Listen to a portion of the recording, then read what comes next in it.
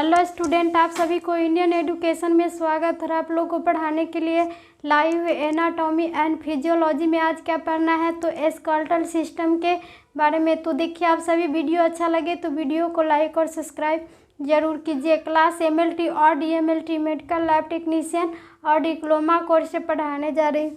तो आज क्या है कि चैप्टर 6 में अस्थि संस्थान कंकाल तंत्र स्केलेटल सिस्टम के अंतर्गत आज पढ़ना है अस्थियों का संगठन। Composition of bones.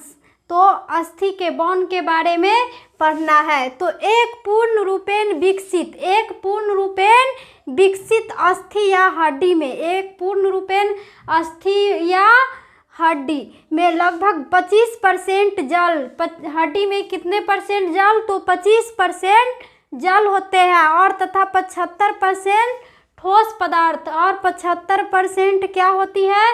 तो ठोस पदार्थ होती है। किसमें? तो वो अस्थि के विकसित रूप में हड्डी में। तो ये ठोस पदार्थ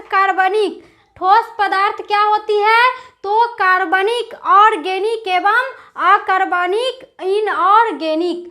क्या होती है ठोस पदार्थ? तो कार्बनिक और अकार्बनिक, ऑर्गेनिक और इनऑर्गेनिक, दो प्रकार के होते हैं। ये ठोस पदार्थ कितने प्रकार की होती है? तो दो प्रकार के, कार्बनिक और अकार्बनिक, ऑर्गेनिक और इनऑर्गेनिक, दो प्रकार की होती है। जो अस्थि कोशिकाओं के बीच में, जो किस कोशिकाओं के बीच में?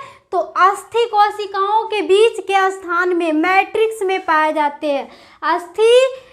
अस्थि कोशिकाओं के बीच के कहाँ पर पाई जाती है? तो बीच के स्थान मैट्रिक्स में पाई जाती है। तो कार्बनिक पदार्थ मुक्ता प्रोटीन्स। कार्बनिक पदार्थ क्या होती है? तो वो प्रोटीन्स, ये प्रोटीन होती है। मुक्ता प्रोटीन कितने होती है कार्बनिक पदार्थ में? तो 30% प्रोटीन होती है। कार्बनिक पदार्थ में 30% प्रोटीन होती है। जिनमें क्या होती है? तो एक ओसिन भी और म्यूको प्रोटीन भी। ये म्यूको प्रोटीन और ओसियोम्यूकाइड तथा कीरेटिन और तथा क्या है? तो क्यूरेटिन और ओसियो एल्बुमिनोनाइड, और यही सभी होते हैं क्या? तो कार्बनिक पदार्थ। तो अस्थि बॉन्ड, ये अस्थि बॉन्ड में जल कितने होती है? तो 25% और ठोस पदार्थ 75%। तो अस्थि का ये अंतर्गत। और कार्बनिक पदार्थ और अकार्बनिक पदार्थ, ये ठोस पदार्थ दो भाग में होती है, कार्बनिक और अकार्बनिक। तो ये मुक्ता प्रोटीन 30% होती है और मुक्ता कैल्शियम एवं फास्फोरस होती है अकार्बनिक पदार्थ में। तो अकार्बनिक पदार्थ लगभग 45% होते हैं और अकार्बनिक पदार्थ कितने परसेंट होती है?